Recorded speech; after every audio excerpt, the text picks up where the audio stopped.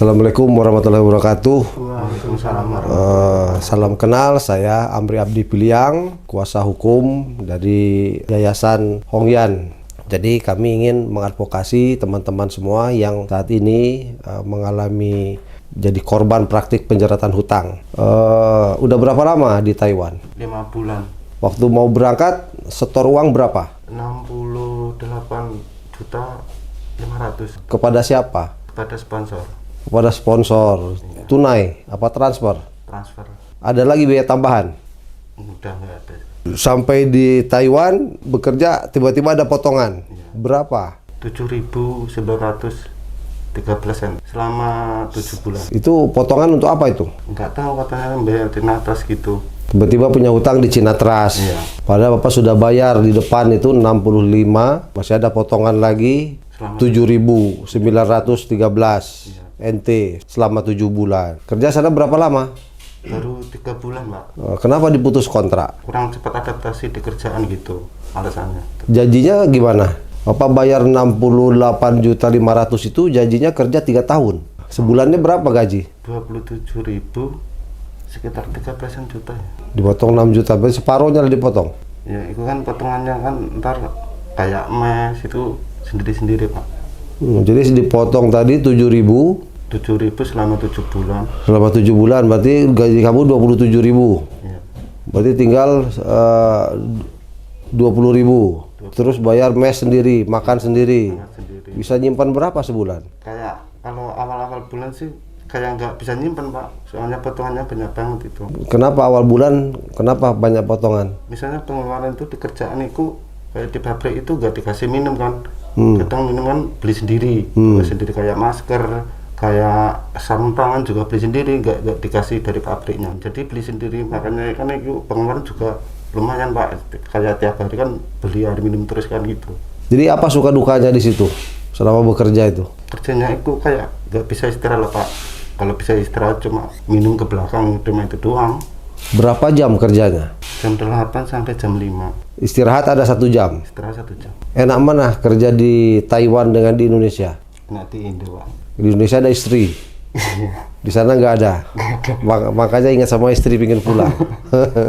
Di Indo kan bisa lihat anak juga. Nah sekarang harapannya sekarang pulang gimana? Uang yang saya bayar di PT itu kalau bisa kembali gitu, Pak. Soalnya kan itu kontraknya kan bayar itu kan kerja di sana selama 3 tahun tuh, Pak. Ya, perjanjiannya bayar 68.500.000 itu untuk kerja dalam masa waktu 3 tahun. Ternyata 3 bulan baru dipulangkan. Putus kontraknya ini kayak direncana. Sebelum saya masuk masih ada kan, dia baru 4 bulan diputus kontrak.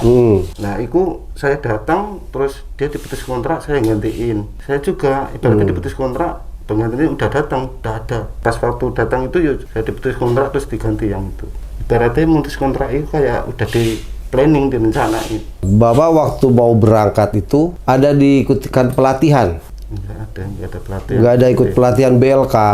Nggak diajarin. Jadi Bapak nggak ada sertifikasi, nggak ada uji kompetensi. Berarti diberangkatkan tanpa sertifikat. Nah ini kalau berangkat tanpa sertifikat, itu berarti melanggar undang-undang. Pekerja migran yang diberangkatkan ke luar negeri itu harus memiliki sertifikat kompetensi. Nah, kalau tidak memiliki sertifikat kompetensi, kemudian diberangkatkan oleh PT, itu PT-nya kena pidana. Memberangkatkan pekerja migran yang tidak memenuhi persyaratan, itu penjara 5 tahun, denda 15 miliar. Harusnya Bapak sudah bayar, itu ada biaya pelatihan, Bapak masih dipotong lagi biaya penempatan dan biaya pelatihan setiap bulan di Cina Trust, ya toh? Itu Bapak harusnya minta sertifikat. Jadi Bapak sudah bayar di sana, gajinya sudah dipotong. Nah, sertifikatnya kita harus punya. Sertifikat itu gunanya apa? Untuk kalau kita bekerja di Indonesia, kita punya keahlian, kita punya kompetensi. Ini loh sertifikat yang diakui oleh negara, yang diterbitkan oleh BNSP, Badan Nasional Sertifikasi Kompetensi.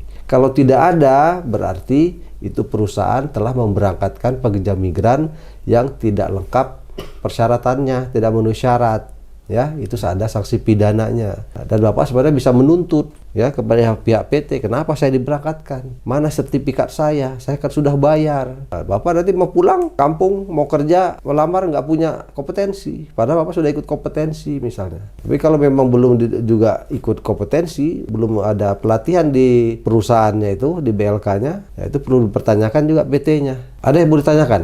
Misalnya kan kayak kita kan diputus kontrak aja gini, ibaratnya uang yang udah dibayarin di PT itu loh, bisa kembali apa enggak Pak? Ya, nanti Bapak buat pengaduan sama kita, bikin kuasa, saya akan jadi kuasa hukum Bapak, saya akan membantu melakukan mediasi. Kalau nggak ada respon dari pihak perusahaannya, ya kita akan laporan ke Mabes Polri.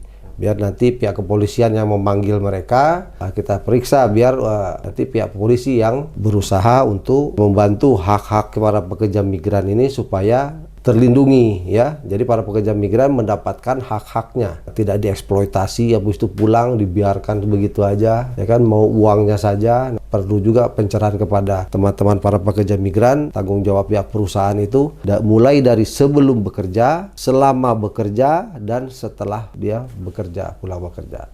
Umur berapa? 21. Pendidikan tamat apa? SMK. Tamat SMK, jurusan? Jurusan mobil. Untuk dipekerjakan di Taiwan sebagai otomotif juga? Enggak, di pabrik.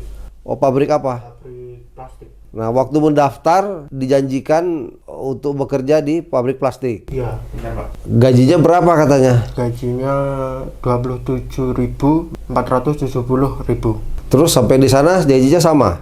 Iya, Sesuai? iya sesuai. Jadi bekerjanya sesuai dengan perjanjian penempatan? Iya, tapi saya dapat job itu tanpa interview Pak. Langsung keterima. Tanpa interview gimana? Nggak diinterview dari pabriknya sana, langsung diterima. Terus besoknya langsung medical. Terus berapa lama prosesnya? Hampir 1 tahun Pak. Terus bayarnya berapa? Masuk ke sponsor 58.150.000. Itu biaya penempatan. Terus beli jobnya berapa? 15 juta. Kalau semuanya di total 68 juta Pak, dari awal sampai berangkat. Menyetor ke pihak sponsor? Iya. Cash? Iya, cash. Nggak mau transfer dia? Nggak mau. Tapi kwitansinya ada semua Pak. Terus dari sponsor disetor ke PT? Iya, ke pusat. Terus sampai di Taiwan kamu masih dipotong gajinya? Iya, masih Cina Trust. Dipotong Cina Trust. Berapa sebulan? 7.913. Berapa bulan? 6 bulan? 7 bulan? 7. PT-nya sama enggak? Iya, sama. Sama sponsor juga Pak. Sampai di Taiwan gajinya masih dipotong Iya, masih. sebesar 7.913 Iya. entity. Iya. Kalau dirupiahkan sekitar berapa itu? Hampir 4 juta. Selama 7 bulan. Iya. Kenapa masih punya hutang di sana suruh dipotong? Kamu sudah bayar. Kamu ada tanda tangan perjanjian hutang, pernyataan hutang. Ada pasti PT. Disuruh tanda tangan ya ke Kang Yorsan itu. Oh, Yorsan. Ya, Yorsan. Tiba-tiba kamu dijerat hutang ya? Iya. Padahal kamu sudah bayar. Iya. Kamu kerja sana berapa bulan? Saya di sana 3 bulan, 1 bulan kerja, 2 bulannya nganggur Pak. Selama menganggur, makan kamu dari siapa?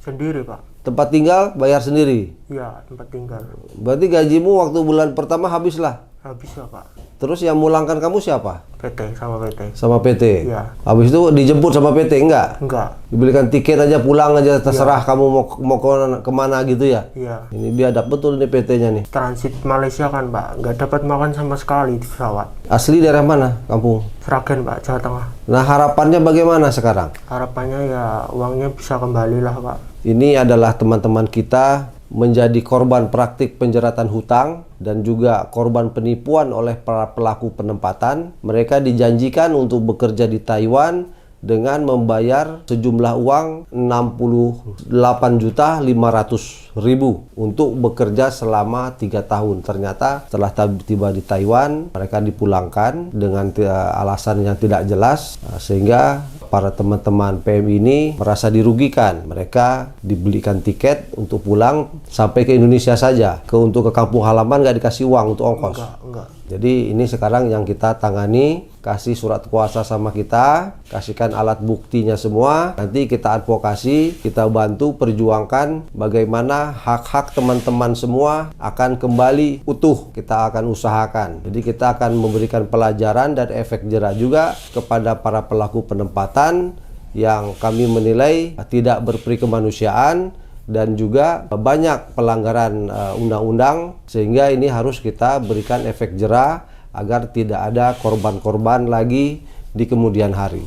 Serta istilah jual beli job ini kami berharap pihak pemerintah juga ikut campur turun tangan agar biaya bisa kita tekan seminimal mungkin. Karena bagaimanapun perintah undang-undang harus kita laksanakan. Pasal 30 Undang-Undang 18 2017 mengatakan setiap pekerja migran tidak dapat dibebani biaya penempatan. Jadi kita minta pihak Menteri Perlindungan Pekerja Migran Abdul Qadir Karding mempertegas apa yang dimaksud dengan biaya penempatan. Apakah biaya jual beli job ini bukan biaya penempatan sehingga mereka bebas melakukannya tanpa ada batas atas atau batas bawah. Demikian dari kami bersama Amri Abdi Piliang, kuasa hukum dari Yayasan Hongyan.